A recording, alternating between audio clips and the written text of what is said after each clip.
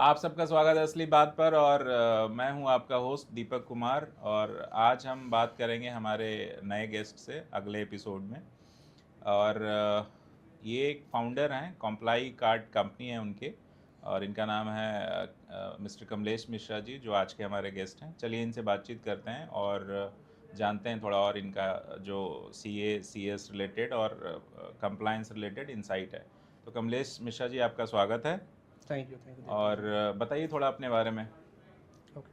आपकी क्या जर्नी रही, कैसे आपने CS चुना, कैसे आपने कंपनी बनाई, फिर क्या क्या जर्नी रही आपकी लाइफ में अब तक। सबसे पहले तो Deepak ji, thank you very much for inviting me to जी। Your podcast. I am really grateful. So मैं सीएस हूँ, मेरा जी। नाम सीएस कमलेश मिश्रा है। और मैं तकरीबन 10 सालों से स्टार्टअप कंसल्टिंग कर रहा हूँ और सीएस प्रैक्टिस में हूँ। मेरी कंपनी का नाम है कॉम्प्लाई कार्ड इंडिया।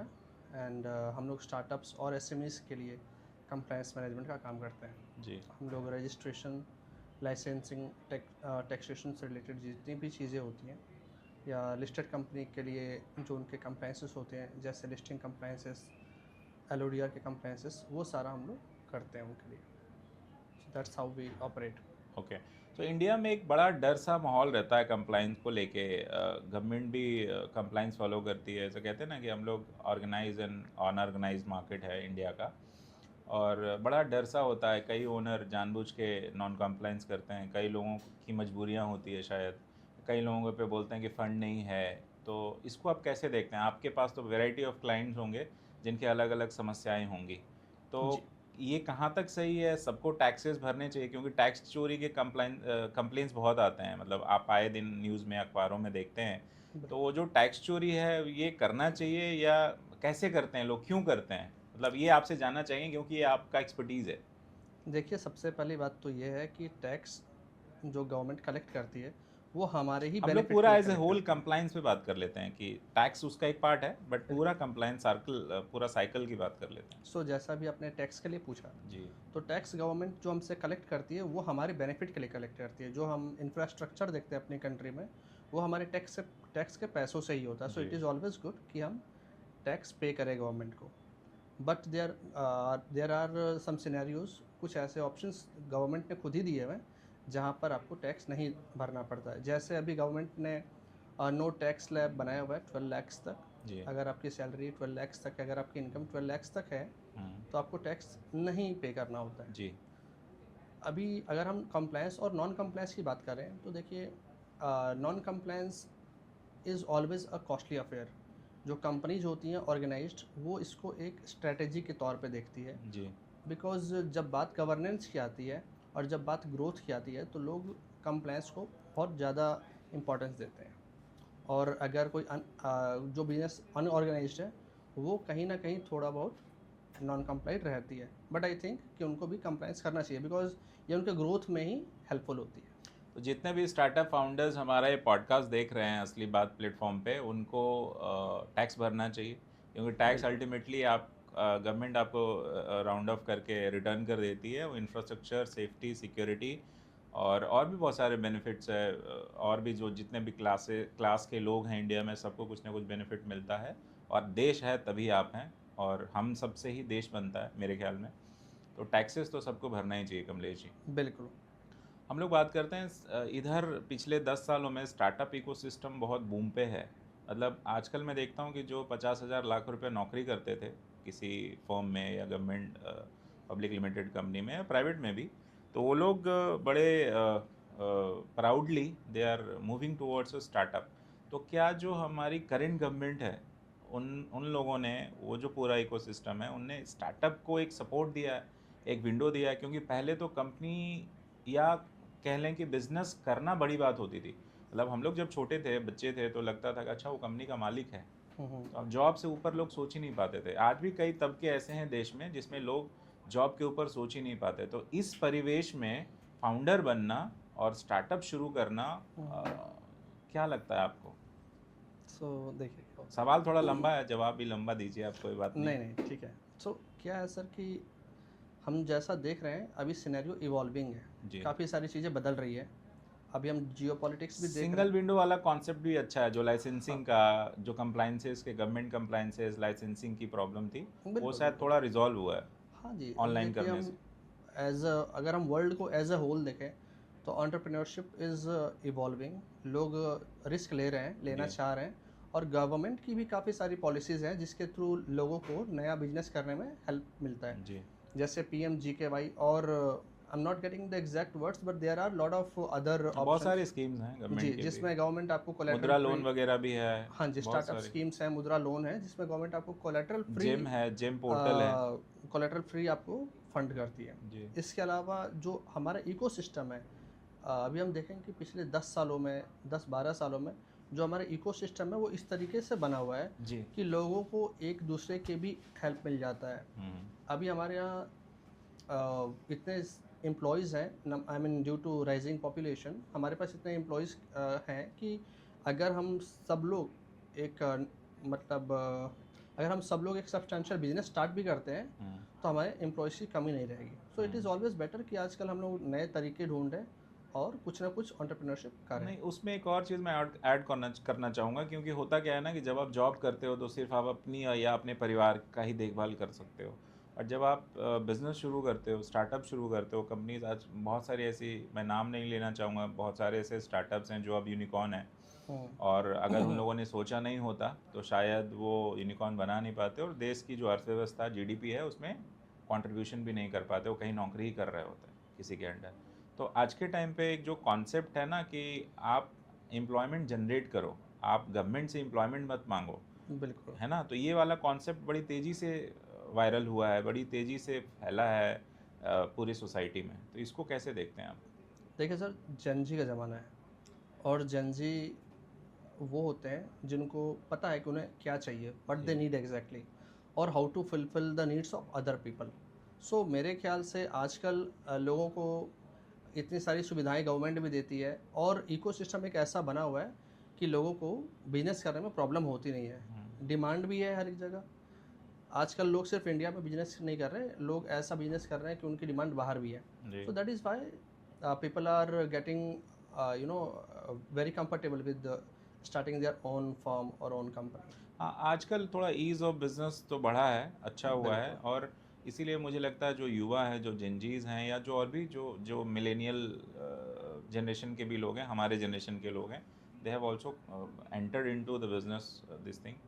और इसमें हम लोग बात करते हैं थोड़ा सा कि जैसे बिज़नेस तो एक माइंडसेट है, हमने एक फ्रेम बनाया, स्ट्रैटेजी बनाई, एक आइडिया था, उसको स्केच किया, उसके बाद हमने और भी कई सारे कंपोनेंट है बिज़नेस के, कि बिज़नेस शुरू करना is not a big deal, आप अब उसको सस्टेन कैसे कराते हो। तो वो वहाँ क्या होता है कि कई बार फंड शॉर्ट हो गया, कई बार लोग हिम्मत हार जाते हैं, कई बार लगता है कि बिल्कुल। नहीं अब मेरे से नहीं हो पा रहा। तो कभी ऐसा सिचुएशन आपके साथ हुआ है कि आपने सीएस या और भी जो आपने एलएलबी वगैरह कर रखा है, या आपने जो कंपनी फाउंड की है, तो उसमें ऐसा ऐसा दौर आया होगा जिसमें लगा होगा यार इससे अच्छा तो मैं नौकरी कर लेता? देखिए, चूँकि हमने काफ़ी सारे क्लाइंट्स को कंसल्ट किया है, जी। तो हमारा एक एक्सपीरियंस ये रहा कि business is never an easy job. ये भी एक तरह का जॉब है, but this is very difficult to hmm. Operate. Because जब आप एक जॉब कर रहे होते हैं तो आपकी ज़िम्मेदारी 9 टू 5 की होती है, बट आप जब बिज़नेस कर रहे होते हैं तो फिर you are on the job 24 hours. Hmm. Because आपको खुद का भी देखना है, आपको अपने बिज़नेस का भी देखना है, और आपको उन लोगों का भी देखना है जो आपके साथ काम कर रहे हैं, आपके एम्प्लॉइज़ या आपके अदर वेंडर्स या कोई भी स्टेक होल्डर्स है। That is why business is very difficult I would say, but it is also very rewarding. Hmm. होता क्या है कि हम लोग जो और माइंडसेट। प्रॉब्लम्स आती हैं, जी बट उस प्रॉब्लम्स से हमें सीखना चाहिए और उसको विन ओवर करके हमें स्केल अप करना चाहिए। ये ना कि हम उसको बिजनेस को क्लोज डाउन करें, जहाँ तक हो सके उसको हम लोग को अपवर्ड ही तो लेके जाना जैसे चाहिए। आज जो स्टार्टअप इकोसिस्टम का मार्केट है, तो उसमें हम कई सारे फॉर्मेशंस की बात करते हैं, इक्वेशंस की बात करते हैं, जिसमें एक तो सोल प्रोप्राइटरशिप है, फिर प्राइवेट लिमिटेड है, फिर पार्टनरशिप फर्म है, और भी बहुत सारे सेक्शन 8 कंपनीज हैं, या ट्रस्ट एंड और भी जो जो जी हाँ। फॉर्मेशन होती हैं। तो किस में सबसे सहूलियत होता है बिज़नेस करना बिगनर्स के लिए, क्योंकि काफ़ी सारे जेनजीज और जो माहौल है आज के टाइम पे, जो बिगनर्स बिजनेस करना चाहें, तो आप लोग तो एक्सपर्ट हैं इस फील्ड के, बिल्कुल। तो आप सजेस्ट करिए कि अगर कोई 50,000 कमाने वाला बंदा, अगर उसको जॉब करना है, अगर उसको लगता है कि दिल्ली जैसे या मेट्रो सिटी, किसी भी मेट्रो सिटी में इंडिया के उसको बिज़नेस करना है, तो वो क्या फॉर्मेशन बनाए कि उसको ईज़ रहे, कंप्लाइंस भी कम रहे, और उसको ये ना लगे कभी कि नहीं यार हम कंप्लाइंस में फंस गए, क्योंकि मुझे हमारे जो कंसल्टेंट थे, सीए बिल्कुल। कंसल्टेंट और भी जो लोग हैं, उन्होंने सही से गाइडेंस नहीं दिया। तो कैसे चुने इस चीज़ को? सो दीपक जी, क्या होता है ना कि अगर कोई बंदा या कोई भी एंटरप्रेन्योर फर्स्ट टाइम बिजनेस कर रहा हो, तो लोग नॉर्मली उनको सजेस्ट करते हैं कि आप एक प्राइवेट लिमिटेड कंपनी खुलवा लीजिए और जी। उसके बाद आप उसमें बिजनेस कर लीजिए। बट हमें ऐसा नहीं लगता। हमें लगता है कि आप किसी भी आइडिया को सबसे पहले वैलिडेट कीजिए। आप उसको एक छोटे बिजनेस से स्टार्ट कीजिए। प्रॉब्लम आप सॉल्विंग होना प्रोप्राइटरशिप, चाहिए वो आइडिया आपका। बिल्कुल, आप प्रोप्राइटरशिप से स्टार्ट कीजिए, जिसमें हुँ, आपको एक जीएसटी लेना होता है, हुँ, एक उद्यम सर्टिफिकेट लेना होता है। आप उससे अपना बिजनेस स्टार्ट कीजिए। एक बार आपका बिजनेस ग्रो करता है, उसके बाद आप जा कर के जैसा आपका सिचुएशन हो, उसके हिसाब से आप कोई भी स्ट्रक्चर चूज़ कर सकते हैं। हुँ, फॉर एग्जांपल, आप प्राइवेट लिमिटेड कंपनी बना सकते हैं या आप लिमिटेड लायबिलिटी पार्टनरशिप बना सकते हैं। हुँ, और भी तरह-तरह के स्ट्रक्चर्स होते हैं, बट फॉर्मेशंस। जो सबसे बेसिक स्ट्रक्चर होता है, वो ये 2 होते हैं। बट इट टोटली डिपेंड्स कि आपके पास कितने फंड्स हैं, आपकी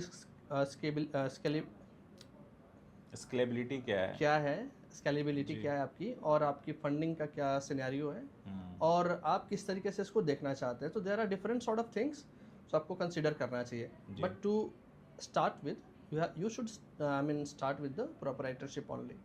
प्रोप्राइटरशिप में मेरे ख्याल में पार्टनरशिप का जो प्रेशर होता है, जो सामने जैसे कई बार क्या होता है ना, वो कि नहीं एक होता। सिनेरियो लेते हैं जिसमें एक फर्म बनाई, 2 लोगों ने मिलके, वो प्राइवेट लिमिटेड कंपनी थी, तो एक पार्टनर का कंट्रीब्यूशन बहुत है।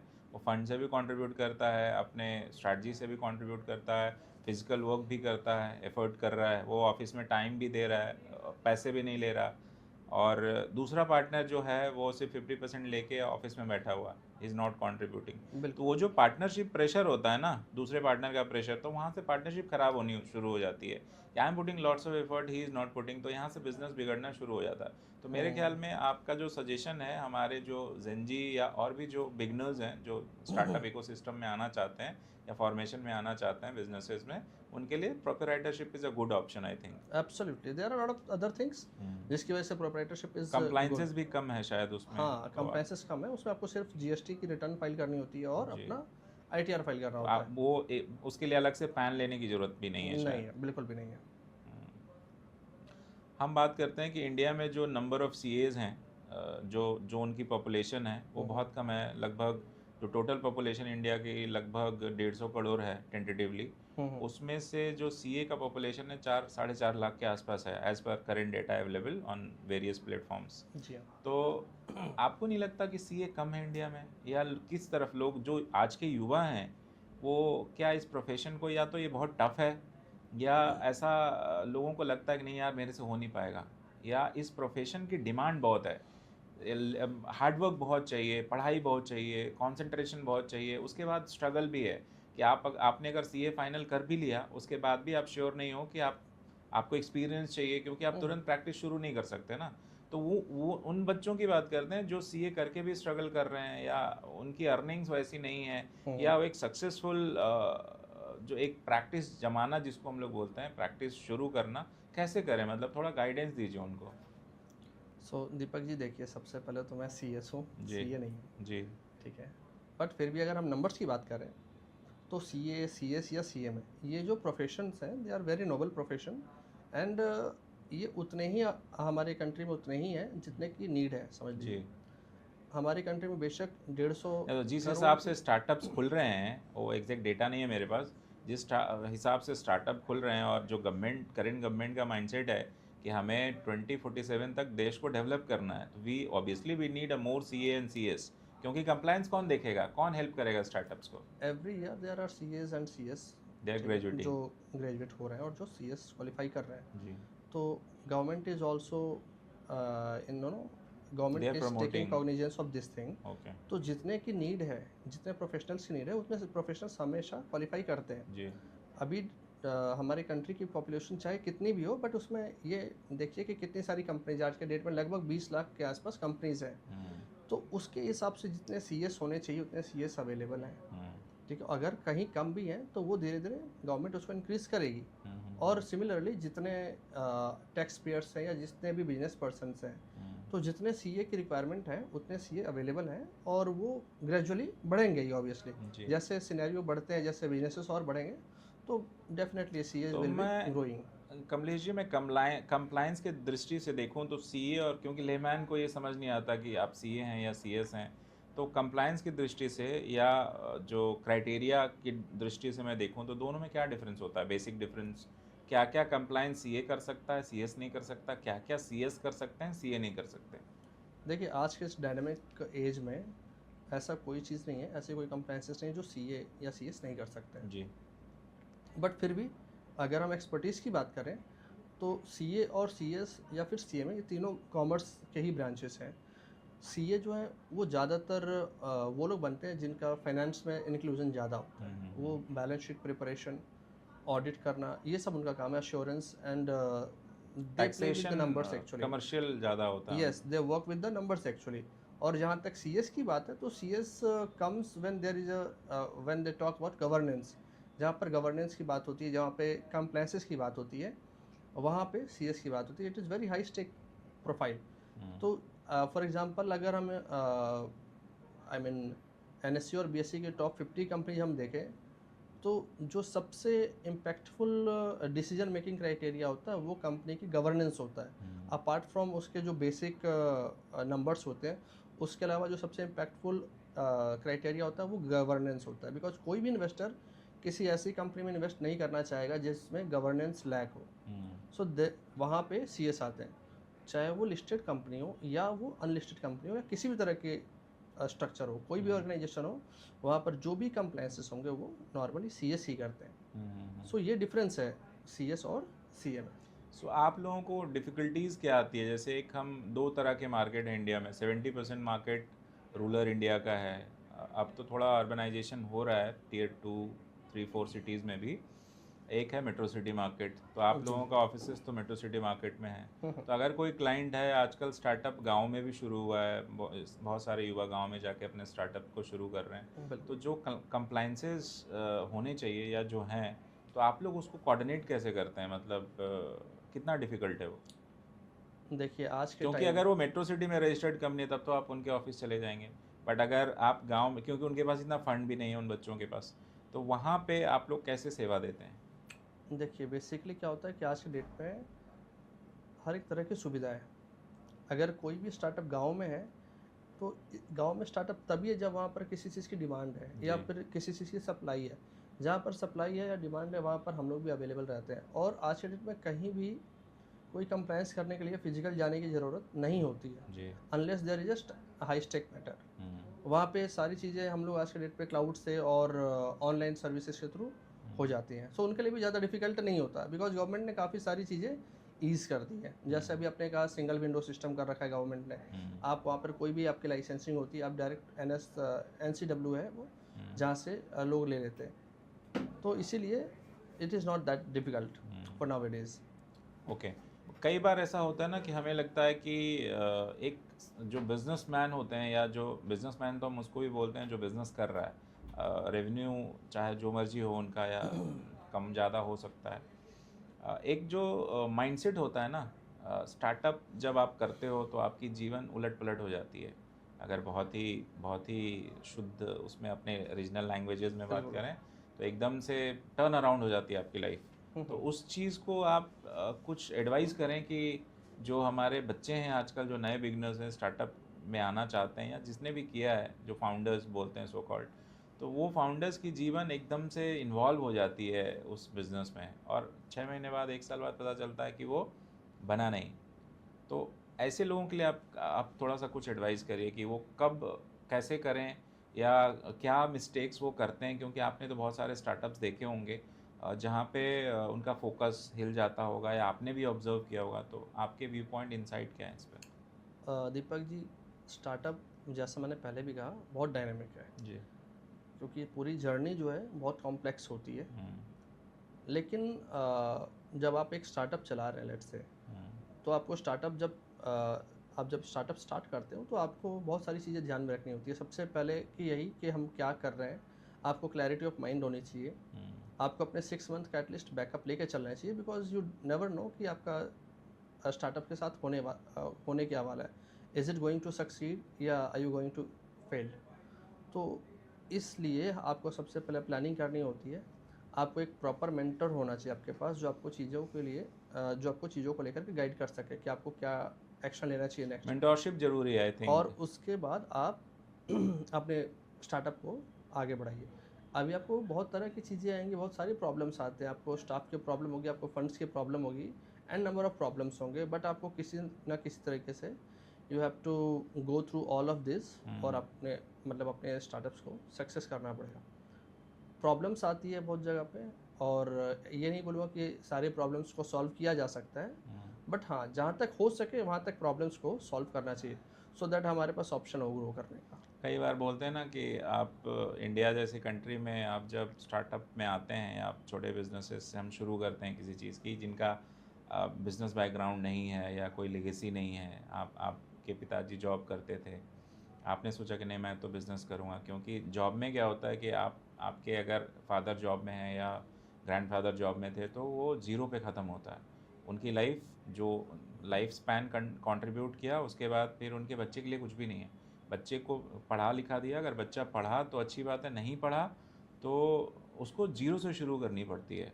इसी को राइट। कंपेयर करें बिज़नेस को कि किसी के ग्रैंडफादर बिजनेसमैन है, उनके इंसेस्टर सारे बिजनेसमैन थे, उनके कई पीढ़ियों से बिज़नेस चला आ रहा है। तो उसमें क्या होता है कि आप कुछ करें या ना करें, आपके पास एक सेटअप बिज़नेस का रेडी है, एक बैकग्राउंड रेडी है, एक सर्टेन फंड रेडी है। तो आप कुछ भी आइडिया लेके आते हैं, आपके पास एक्सपीरियंस लोग हैं, आपके पास कंप्लाइंस वाले लोग हैं, सीए आपके पास हैं, आपके पास स्ट्रैटेजिस्ट हैं, मार्केटिंग अफोर्डेबिलिटी बढ़ जाती है। वही हम लोग बात करते हैं ना आरक्षण वाले कि आप एकदम ज़ीरो से शुरू करो और आप 100 से शुरू करो, तो 100 वाला राइट। तो आगे जाएगा ही, इसकी कोई गारंटी नहीं है वैसे, बट उसके पास ऑप्शंस चीज़ें होते हैं। ऑप्शंस होते हैं। राइट। वो डूबने में थोड़ा रिसोर्स लगेगा होते कि हैं। जब हैंड होल्डिंग हो जाती है ना, जो हम मेंटोरशिप की बात कर रहे थे, तो हैंड होल्डिंग हो जाती है। तो इसके उलट जब हम देखते हैं कि जो स्टार्टअप वैसे होते हैं जिनमें एक जुनून होता है करने का, तो उनके पास सारी फंड लिमिटेड होती है। जो जो आज का युवा है वो भी ऐसा करता है ना कि अरे स्टार्टअप है, काम नहीं करना इनके यहाँ, 3-4 खुद ही सब कुछ करते हैं ये। तो ये बहुत रिलेटेबल है, जो भी स्टार्टअप के फाउंडर हैं या जिनने भी अभी नए नए बिजनेस सेटअप शुरू किया है, वो लोग कनेक्ट करेंगे कि वो एज ए फाउंडर हर चीज़ वही करते हैं। कई बार हाउस कीपिंग वाला स्टाफ नहीं है तो भी आप झाड़ू खुद बिल्कुल। लगा लेते हो बिल्कुल। कि चलो भाई हम ही कर लेते हैं, पूजा खुद ही कर लेते हो, आप ही शुरू कर लेते हो, कई बार आप अकेले होते हो। तो बड़ा टफ सा सिचुएशन हो जाता है जीवन में, कई बार लगता है कि मैंने क्या ही कर लिया। लेकिन जब आप ये consistency is the key, consistent होके करते हो ना, तो मेरे ख्याल में आप उस चीज़ को ओवरकम कर लेते हो और फिर आप बिजनेस बड़ा कर लेते हो। चीज़ें वर्कआउट करती हैं फिर, वर्कआउट कहीं करती ना है कहीं से। कहीं ना कहीं, अट्रैक्शन, लॉ ऑफ अट्रैक्शन होता है। कहीं ना कहीं कोई सपोर्ट मास्टर, जब आप थोड़ा चलोगे ना तो लोग आपके पास आएंगे और सपोर्ट करेंगे। घर बैठ के आपसे ना जॉब हो पाएगा ना आपसे बिजनेस हो पाएगा। देखो क्या है ना कि there are lot of matrices जी। जिसमें लोग बिजनेस को क्वांटिफाई करते हैं, ठीक है, बट अल्टीमेटली बिजनेस जो है ना वो करने वाला ही जानता है कि कैसे करना है। और मेरे ख्याल से आप चाहे कितने भी प्रोफेशनल बन जाओ, ठीक है, कितने भी वैल्यूएशन कर लो बिजनेस की, but it is all about buy and sell. ठीक है, कि आप क्या बना रहे हो या आप क्या सेल कर रहे हो, ठीक है, और आप उसको किस तरीके से कर पा रहे हो, सेल किस तरीके से अपने कस्टमर्स को वो दे पा रहे हो, कैसे आप वैल्यू एडिशन कर पा रहे हो। तो जो भी आज के डेट में जो भी एंटरप्रेन्योर्स सुन रहे हो उनके लिए यही एक एडवाइस है कि आप वैल्यू एडिशन पे काम करें, कि आप अपने कस्टमर्स को ऐसे क्या वैल्यू एडिशन करके दे रहे हैं जिससे उनकी लाइफ और ज़्यादा बेटर हो रही हो। बिकॉज जब आप कुछ ऐसा प्रॉब्लम सॉल्व करके दे रहे हो या कुछ वैल्यू एडिशन करके दे रहे हो, तो कहीं ना कहीं लोगों की डिपेंडेंसी आपके ऊपर बनती है, एंड जी। That is how you are succeeding. कई बार मैंने देखा है कि जैसे जो भी इंडिविजुअल प्रैक्टिस में है, जो भी प्रोफेशन में है, जैसे लॉ में होते हैं सीए, सीएस, डॉक्टर्स और भी इंजीनियर्स, जो भी मतलब करना चाहते हैं, इंडिविजुअल अपना फर्म चला रहे हैं, तो जब वो सेल्फ प्रैक्टिस करते हैं तो उनको बिज़नेस को नेटवर्किंग में बड़ा टाइम लगता है। एंड कई लोग नेटवर्किंग में अच्छे होते हैं, जैसे आप कंटेंट में बहुत अच्छे हो, पढ़ाई में बहुत अच्छे हो, आपका फोकस्ड माइंडसेट है, but networking is a different ball game. वहाँ पे एब्सोल्युटली। आपको अगर आप वो ट्रेट होता है, पर्सनालिटी ट्रेट होता है कि आपकी नेटवर्किंग कितनी अच्छी है, so that you can build up a business और अ क्लाइंट। तो कई बार ऐसी जगह पे आप फंसे हैं जहाँ पे क्लाइंट ने काम करा लिया हो और पेमेंट ना किया हो, देखिए अक्सर ये होता तो होगा ये। देखिए ये तो बिजनेस का रूल है कि कहीं ना कहीं प्रॉफिट के साथ नुकसान भी झेलना पड़ता है। जी, we have often suffered losses also, जहाँ पर हमें प्रॉमिस कुछ और किया गया हो और पे कम किया गया जी, है, या कई बार ये भी इनिशियल इनिशियल डेज में लोग एक्सप्लॉइट तो होते हैं। जी, अगर मैं प्रैक्टिस की बात करूँ तो जो भी प्रोफेशनल ज़ीरो से स्टार्ट करता है तो स्टार्टिंग में उसको लोग एक्सप्लॉइट करने की कोशिश करते हैं, ठीक है, बट ठीक है, everything is part and parcel of the journey. जी, और धीरे धीरे चीज़ें मैच्योर होती हैं और आप समझते हैं कि आपको किस तरीके से प्रैक्टिस करनी चाहिए, नेटवर्किंग कैसी करनी चाहिए और ग्रो कैसे करना चाहिए। जी। सो जैसे हर एक बिजनेस में होता है बैड डेट्स, हाँ। वैसे इसमें भी होते हैं एंड दैट इज़ टोटली हाँ, एक्सेप्टेबल। तो ये इसी कड़ी में जब हम थोड़ा और बातचीत करते हैं तो देखते हैं कि जैसे कई बार बोलते हैं ना कि एक जनरेशन को अपना पूरा लाइफ खपाना पड़ेगा, तब जाके कोई बिज़नेस नेक्स्ट जनरेशन के लिए वो खड़ा कर बनता है। पाएगा। तो इस कड़ी में क्या होता है ना, जो ये जर्नी है, ये बड़ा बड़ा पेनफुल होता है। हुँ, जैसे आप इंडिया जैसी कंट्री में या छोटे शहरों की भी बात कर लें, तो अगर 50,000 आपकी सैलरी है, तो आपका जीवन, घर तो एक सबके पास होता ही है, शायद लाइफ होती ही है। 50,000 में कंफर्टेबली लाइफ चल जाती है, अगर उनके सपने बीएमडब्ल्यू के ना हों तो। बड़े शहरों की बात करें, लाख रुपया, 1.5 लाख रुपया तक में जो सैलरी होती है बैंडविड्थ, उतने में उनका कंफर्टेबली एक हो जाता फ्लैट और गाड़ी होती है उनके पास। वो अपना चला लेते हैं। जब आप स्टार्टअप करते हैं, जब आप बिज़नेस में आते हैं, तो ट्रांजिशन फेज़ होता है जिसमें आपके फंड्स अचानक से आना बंद हो जाते हैं। फंड्स जो आते हैं आप सैलरी में बाँट देते हो या और भी जो एक्सपेंसेस है उसमें बाँट देते हो।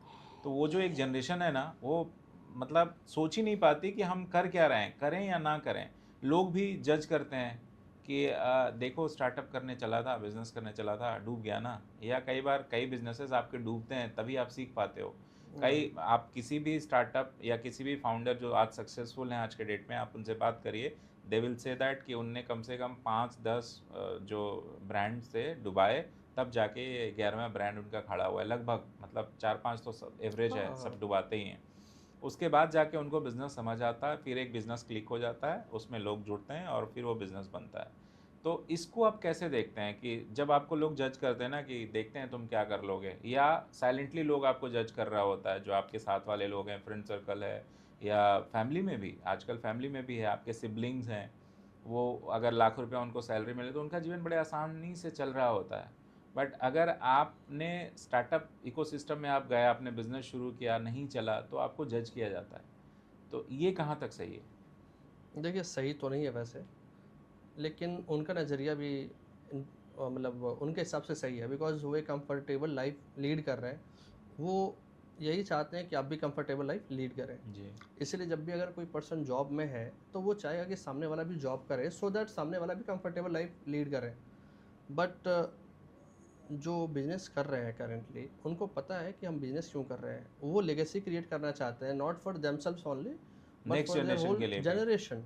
सो मैटर करता है, दोनों के नज़रिया अलग होता है, दोनों के थॉट्स अलग होते हैं और दोनों की रिक्वायरमेंट्स अलग होती है। जी, सो मुझे नहीं लगता कि अगर कोई हमें जज कर रहा है हमारे बिजनेस पे या हमारे प्रोफेशन पे, तो हमें वो चीज़ छोड़ देनी चाहिए। हमें अपना बिजनेस करना चाहिए, प्रॉपर करना चाहिए और कोशिश करना चाहिए कि हम उनको कुछ बोल करके ना जवाब दें, हम कुछ करके उनको दिखाएँ कि yes this can be done. वो स्पिरिट होना चाहिए कि यस, आप नेगेटिविटी को इतना अपने ऊपर हावी मत होने दो कि आप अगर हर किसी का आइडिया, माइंडसेट एंड थॉट से आप इन्फ्लुएंस होने लगेंगे, तो आप शायद जीवन में कुछ कर ही नहीं पाएँगे। एब्सोल्युटली। तो एज़ ए एंटरप्रेन्योर जो जो सुन रहे हैं, जो देख रहे हैं या जो ये स्टार्टअप डिस्कशंस को देखते हैं या फॉलो करते हैं पेज को, हुँ, उनको शायद ये चीज़ें ज़्यादा समझ में आएगी, ज़्यादा कनेक्ट करेगी कि हम लोग किस दर्द की बात कर रहे हैं, किस पेनफुल एरा की बात कर रहे हैं, जो वो फ़ील करते हैं स्टेप बाय स्टेप या हर स्टेज पे। तो थोड़ा इसको आप इग्नोर करो। इग्नोर के अलावा और कोई ऑप्शन नहीं है, क्योंकि कई बार क्या होगा ना कि आपको लगेगा कि आपके जो फ्रेंड है उनके पास तीसरी गाड़ी आ गई, दूसरी गाड़ी आ गई, एक और फ्लैट हो गया, बट आपके पास नहीं आया। लेकिन ट्रस्ट मी ऑन दिस, जब आपके पास आएगा ना तो वो लोग फिर आपसे बात करने आएंगे, जब आपकी बीएमडब्ल्यू नीचे खड़ी होगी। इट्स और ऑल आप, अबाउट जर्नी और इट्स सबकी ऑल जर्नी अबाउट अलग जर्नी होती है। और it's all about learning how you make it. And टूटना नहीं है। तो जो भी ऐसे लोग हैं जिनको लग रहा है कि अरे मैं तो कुछ कर ही नहीं पाया, मैं बिजनेस कर ही नहीं पा रहा हूँ, तो just that you should put more efforts and confidence.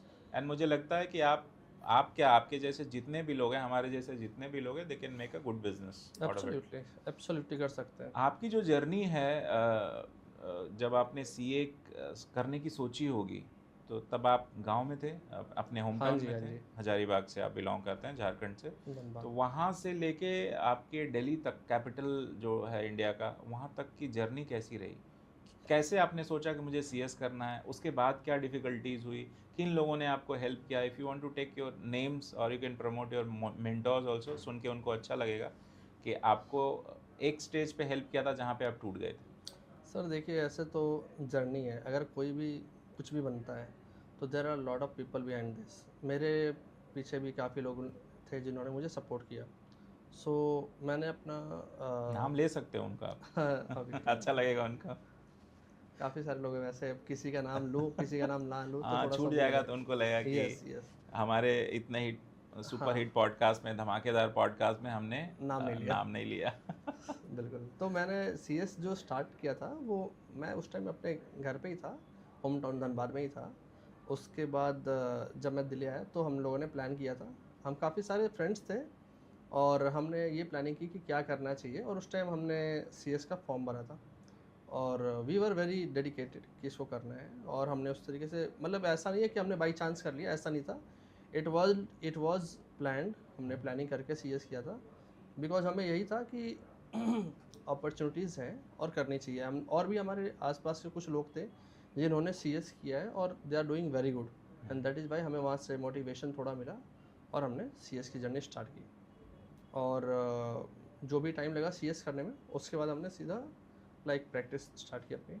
आपके पेरेंट्स का क्या कंट्रीब्यूशन रहा इस जर्नी में? पेरेंट्स तो सर देखिए, मेरे father he was a business person, तो उन्होंने काफ़ी हेल्प किया। बेसिकली उन्होंने मुझे हमेशा ही मतलब मोटिवेट किया, जो भी मैं करना चाहता था उन्होंने मुझे हमेशा गाइड किया। एक्चुअली वो गांव में रहते थे और वो चाहते थे कि मैं कोई गवर्नमेंट एम्प्लॉय बनूं। वो मुझे हम्म। हमेशा बोलते थे कि तुम ये फॉर्म भर दो। उनको लगता था कि मेरे पास काफ़ी दिमाग है और मैं काफ़ी कुछ कर सकता हूँ।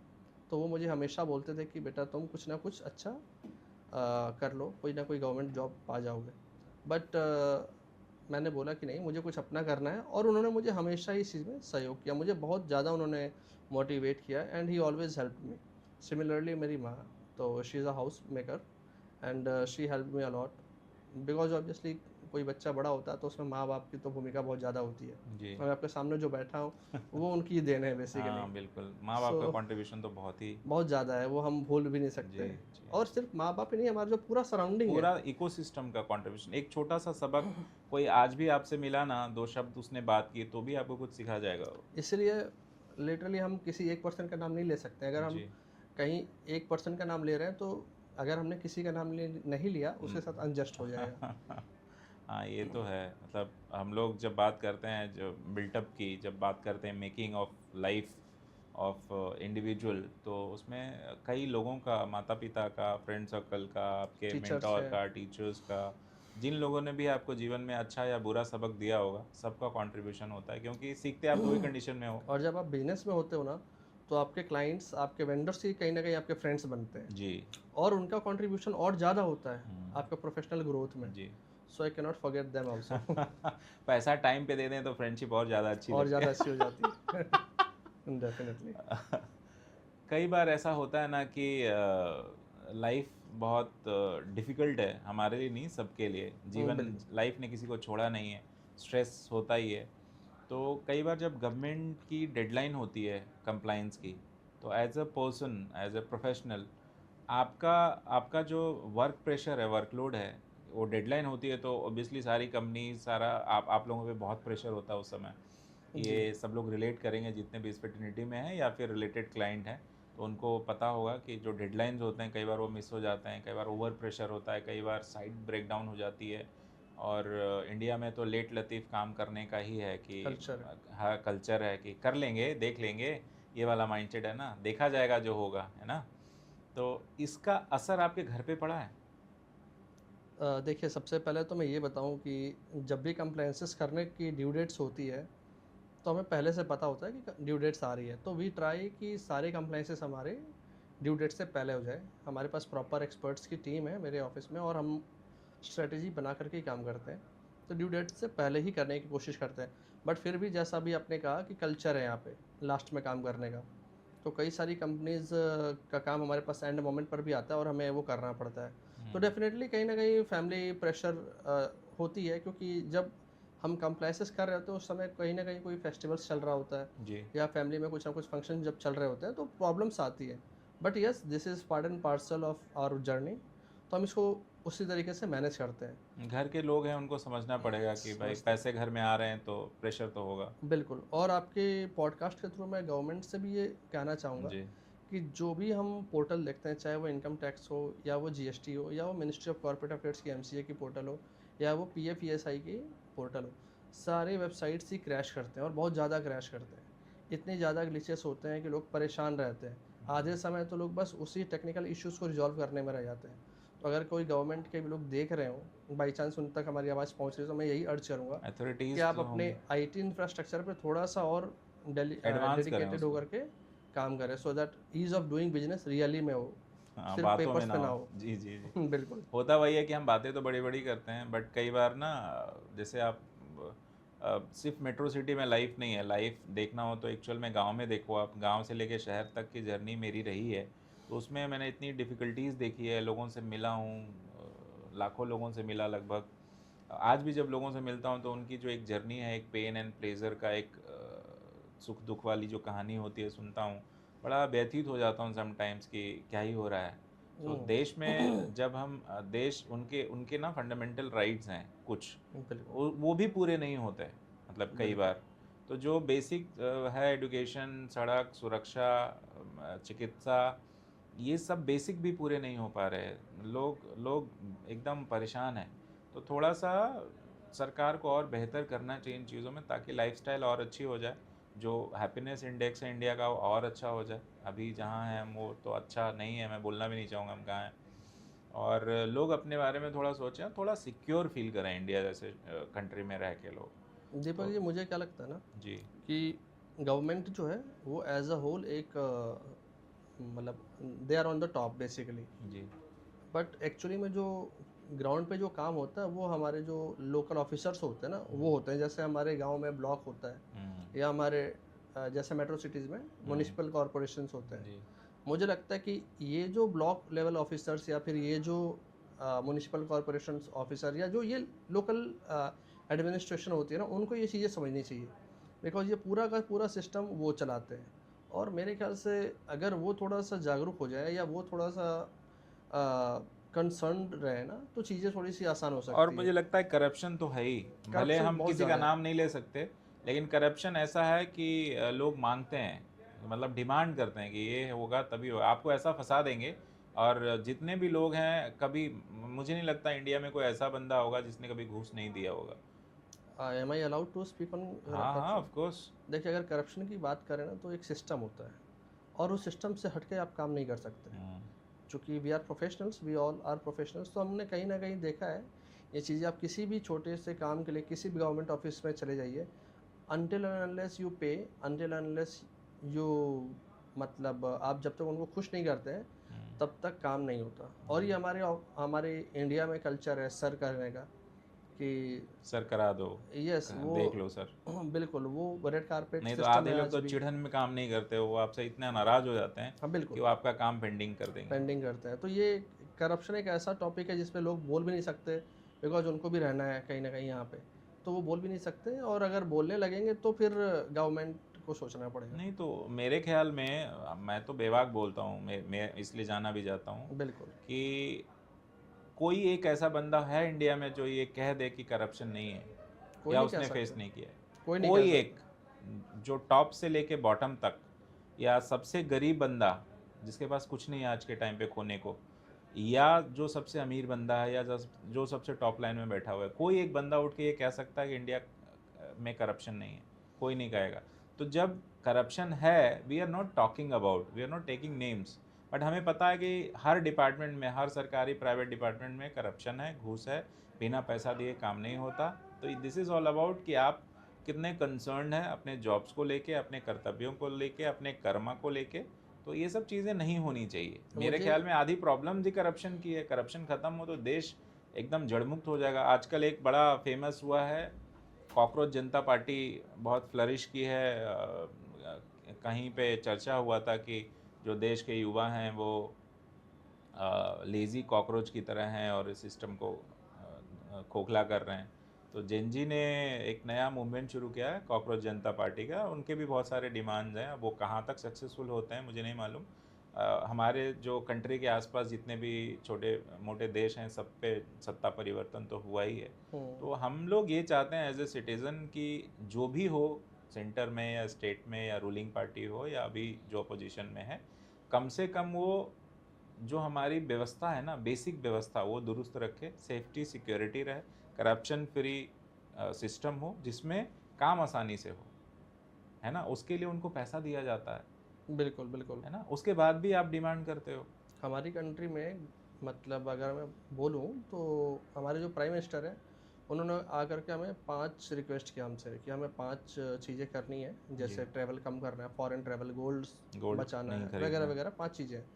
उन्होंने कभी अर्ज ये क्यों नहीं किया गवर्नमेंट ऑफिसर्स से कि आपको करप्शन नहीं करना चाहिए? उनको ये भी तो करना चाहिए। कॉकरोच जनता पार्टी या इस टाइप के जो भी आउटफिट्स हैं वो सक्सेसफुल क्यों होते हैं? क्योंकि हमारी कंट्री में एक ऐसा सिस्टम बना हुआ है कि हमारा कोई भी काम बिना आसानी से पैसे नहीं हो के नहीं सकता होगा। और लोग इस चीज़ों से परेशान हैं। अगर आज पेपर लीक हुई है जिसके हाँ, नीट ये पेपर लीक तो सीजेपी के हॉट पीछे टॉपिक है आज के टाइम। नीट नीट का एग्ज़ाम था, तो अगर आज ये एग्ज़ाम के पेपर्स लीक हुए हैं, वो इसलिए हुए क्योंकि करप्शन है कहीं न कहीं, ठीक है? अगर वो कोई प्राइवेट एग्ज़ाम होता, मेरे ख्याल से शायद पेपर लीक नहीं होता। और उसमें लिंक कहीं ना कहीं गवर्नमेंट के भी तो होंगे ना, जो हाँ, डिपार्टमेंट है, कंसर्न डिपार्टमेंट, उनके कोई ऑफिशियल्स तो होंगे ही होंगे और उनको जो इन्वॉल्व। रिस्पॉन्सिबिलिटी भी इसके लिए लेना चाहिए गवर्नमेंट को, और इस पे एक ऐसा मतलब एग्ज़ाम्पल सेट करना चाहिए कि ये दोबारा ना हो। अगर आप ये नहीं करेंगे तो फिर कोई ना कोई तो लीड लेगा और कोई ना कोई तो इस टाइप के कॉकरोच जनता पार्टी या कोई ना कोई और छिपकली जनता पार्टी कुछ ना कुछ तो बनेगा ही। हिट जनता पार्टी भी आ गई है अब तो। हाँ जी, बिल्कुल बनेगा। तो ये गवर्नमेंट जो ये टॉप पे है बेसिकली जो उन गुस्सा है ना वो इरप्ट हो रहा है लोगों का। हाँ, जिंजी किसी भी कंट्री की हो, they are little bit more honest, कम झेलने राइट। वाले लोग होते हैं। वो सिस्टम पे जो कचरा है ना उसको नहीं झेलते हो, उनमें जो झेलेंगे क्यों झेलने की झेलेंगे? क्षमता होता है ना वो थोड़ा कम है। हम लोग तो शायद क्योंकि हमारा परवरिश ऐसा हुआ है, पेरेंटिंग ऐसी हुई है कि हमें पीटा गया, बताया गया कि चलो सिस्टम से ऐसा करोगे तो ऐसा हो जाएगा, बट जिंजी को फर्क नहीं पड़ता। अगर बिल्कुल, आपने एक लाइन से बाहर उनसे बात की तो they will not tolerate. Number one, absolutely. Tolerance level उनका कम है। हम लोग झेल जाते हैं कि चलो हमें तो माँ बाप के अकॉर्डिंग भी चलना है, अपने बच्चे के अकॉर्डिंग भी चलना है। बट उनके पास फ्रीडम ज़्यादा है, वो अपने राइट्स को समझते हैं। Most probably they are more educated, more tech savvies, तो वो सिस्टम को ज़्यादा जानते हैं, है ना। बिल्कुल, तो मुझे लगता है कि थोड़ा सा बदलाव करने की ज़रूरत है। लोगों का जो टेम्परामेंट है, जो एक माइंडसेट है, वो ओवर द पीरियड होगा। मेरे ख्याल में साल दर साल बदलते जा रहे हैं। कुछ चीज़ें बदली भी है, ऐसा नहीं है कि चीज़ें बदली नहीं है, बदली भी है, लेकिन कुछ चीज़ें कभी नहीं बदलेगी, वो है करप्शन। तो राइट। अब पता नहीं आगे क्या होगा, हम लोगों का फ्यूचर क्या है, देश का फ्यूचर क्या है, और ये जनता ही तय करती है मेरे ख्याल में। तो आखिरी सवाल मैं लेना चाहूँगा आपसे कमलेश जी, हाँ वो जी। है कि आप आज के युवा को जो किसी भी फील्ड में हैं, उनको एक क्या एडवाइस देना चाहेंगे कि वो किस तरह से अपने लाइफ को और कंट्री को लीड करें, सो दैट एक अच्छा हेल्दी समाज बने, और वो एक अगला जो उनका जनरेशन हो वो भी उनको देखे कि चलो मेरे पिताजी ने ये सब कुछ किया। देखिए दीपक जी, मेरे ख्याल से जो आज के यूथ हैं वो खुद ही इतने ज़्यादा एजुकेटेड हैं और वो खुद ही इतने स्मार्ट हैं कि उन्हें पता है कि what they need to do. But still, जैसा कि हमने काफ़ी एक्सपीरियंस किया हुआ लाइफ को, हम यही चाहेंगे कि, और मेरा एडवाइस यही रहेगा कि आप जो भी करें उसको डिलीजेंटली करें और कुछ ऐसा करें जिससे आपकी लेगेसी भी बने। स्मार्ट होना चाहिए और स्मार्ट होना ज़रूरी भी है, बट स्मार्टनेस के साथ साथ हार्ड वर्क भी होना बहुत ज़्यादा ज़रूरी है, जी। बिकॉज जब आप हार्ड वर्क करते हैं तो you perform. So this is what I would advise कई देम। बार होता है ना कि आप आगजनी हो जाती है, या सिस्टम को जब आप चेंज करते हो तो मेरे ख्याल में एसेट का बहुत नुकसान होता है। वो सब नहीं होना चाहिए। बिल्कुल नहीं होना जनता चाहिए। को असुरक्षित, जैसे अभी नोएडा में पिछले दिनों बिल्कुल, जो लिबरल थे, दे हैव एक्सप्लॉइट। लेबर्स का स्ट्राइक। हाँ, वो पूरा उसमें आगजनी हो गई, गाड़ियाँ तोड़ दी, वो सब नहीं करना चाहिए मेरे ख्याल में।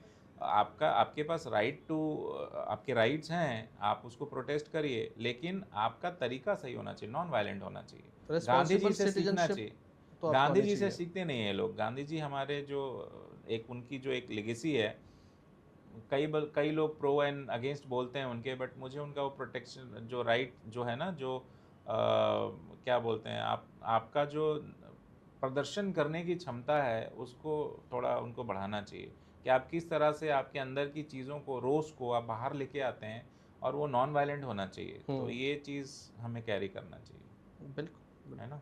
तो समाप्त करते हैं इस एपिसोड को, मिलते हैं आपसे अगले एपिसोड में। और आपका धन्यवाद कमलेश जी, आप आए और थैंक यू। अपने इनसाइट शेयर किए। Thank you so much. और चैनल को प्यार दीजिए, दुलार दीजिए, और इसको शेयर एंड सब्सक्राइब करते रहिए और देखते रहिए असली बात। धन्यवाद।